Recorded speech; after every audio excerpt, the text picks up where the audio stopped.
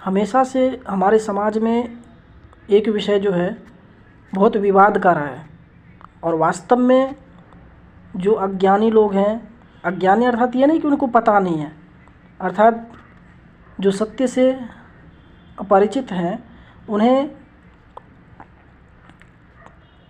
यथाक्रमशः लोग कुछ भी बोल करके, कहीं भी कुछ भी करके उनको भ्रमित करते हैं। समाज में जो हमारा जो हिंदू समाज है, जो हमारा सनातनी समाज है, उसमें 4 प्रकार के वर्ग थे। पहले आपको पता होगा जिसे वर्ण कहते हैं।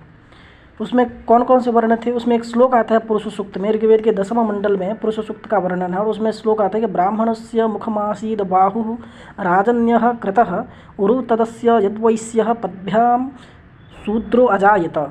वहाँ पर जो समाज था, जो तत्कालीन समाज था, उस समाज का पुरुष के रूप में रूपक दे करके इस श्लोक को समझाया गया है कि उस समय में, आज का जो समय है वो भी आपको पता है कि पूरी तरीके से परिवर्तित हो चुका। परिवर्तन होना भी चाहिए, क्योंकि जैसे जैसे विकास होगा, परिवर्तन होगा, नई नई चीज़ें आएंगी तो उसके प्रति जो इंसान है, जो चेतना है, वो अवश्य ही जागृत होगी।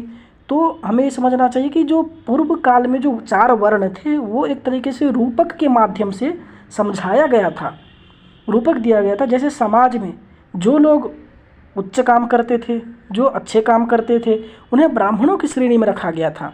वो ब्राह्मण कोई भी हो सकता था, कोई भी श्रेष्ठ काम कर सकता था। उसी प्रकार वैश्य था, जो व्यापार करता था, उसे वैश्य की श्रेणी में रखा गया था।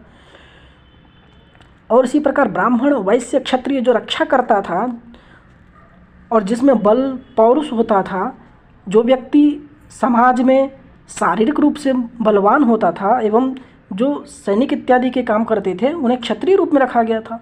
और जो सेवा करते थे, सेवा अर्थात ये नहीं कि किसी व्यक्ति की सेवा करे, इस व्यक्ति के नियंत्रण में नहीं।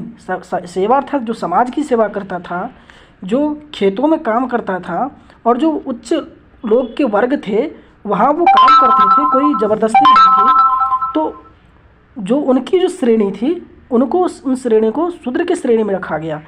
वो आते हैं शूद्र की श्रेणी में। शूद्र कोई निम्नता का सूचक नहीं है, बल्कि आज के जो लोग हैं उन्होंने भ्रम फैला करके ब्राह्मण, क्षत्रिय, वैश्य और शूद्र को गलत तरीके से प्रस्तुत करके उसे शूद्र की श्रेणी में रख दिया।